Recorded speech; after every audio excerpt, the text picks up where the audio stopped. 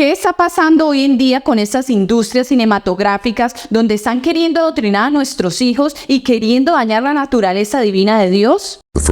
La primera vez que realmente vine aquí, tenía un montón de extrañas sospechas paranoicas sobre qué estaba pasando aquí. Uno de los muy conocidos actores de televisión, que dirigió incluso la muy conocida película La Pasión de Cristo, está haciendo noticia en estos últimos días, luego de que se develara una entrevista que casi nadie conoce y ha estado muy reservada en todo este tiempo, que contiene unas reveladoras confesiones sobre el mundo de cine y la realidad espiritual que hay ahí, incluso nombrando al mismo anticristo y cómo es realmente la industria. Causa de eso está sonando en algunos medios las cosas que dijo y los detalles que logró revelar. Para los que no lo conocen, él es un famoso actor de televisión, además de ser director y productor de una de las más conocidas películas con fines cristianos, conocida como La Pasión de Cristo. Ahora, en esta entrevista, él expone algunas impactantes verdades sobre la industria del entretenimiento, que solo alguien que ha estado dentro de ese círculo puede hablar de su experiencia, y más aún mostrando la terrible realidad detrás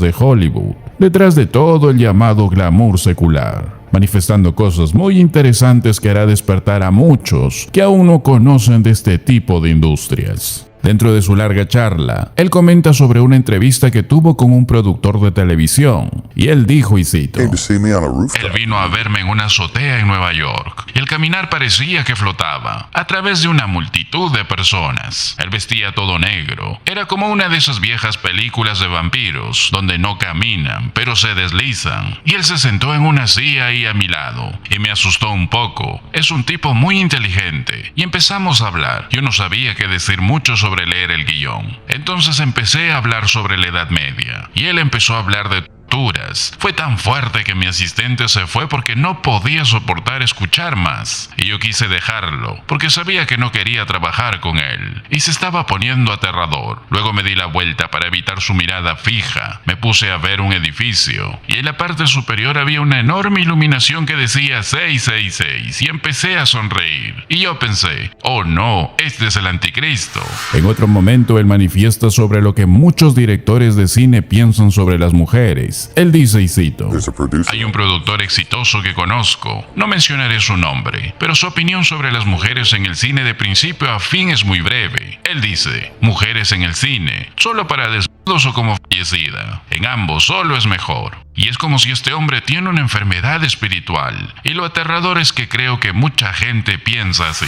En otro momento de la entrevista, él habla sobre el fin primordial sobre esta industria. Él comenta, y cito: el sistema aquí está completamente basado en el dinero, y la forma en que se conectan a este sistema, todo se basa en dinero, y creo que se convierte casi en una especie de religión, una meca religiosa para los cineastas en esta industria aquí.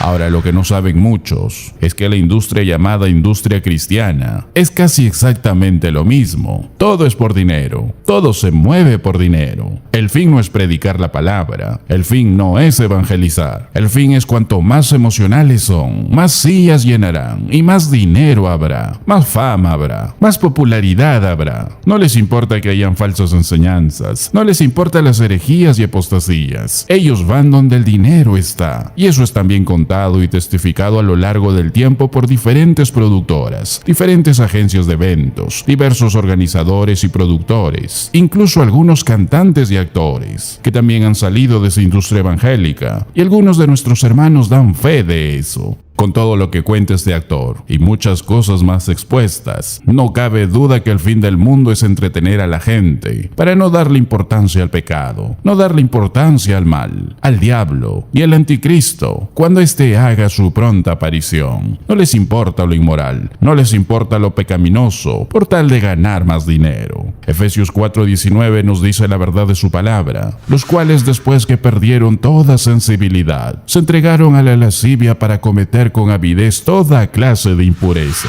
Si alguien se aísla de la vida de Dios, irá más allá de la sensibilidad del pecado, va a perder la sensación de remordimiento, va a ir más allá de la realidad de la vergüenza. Cuando alguien desea vivir por su propia mente, se aísla de la vida de Dios, se aísla de la verdad de Dios. Y sabes lo terrible de esto, que si alguien elige ese camino, Romanos 1:28 dice: Dios los entregó a una mente reprobada, Dios los dejó Si una persona escoge ese camino, después de cierto punto Dios los deja ir. En Apocalipsis 22:11 dice la Biblia: el que es injusto, sea injusto todavía, y el que es inmundo, sea inmundo todavía.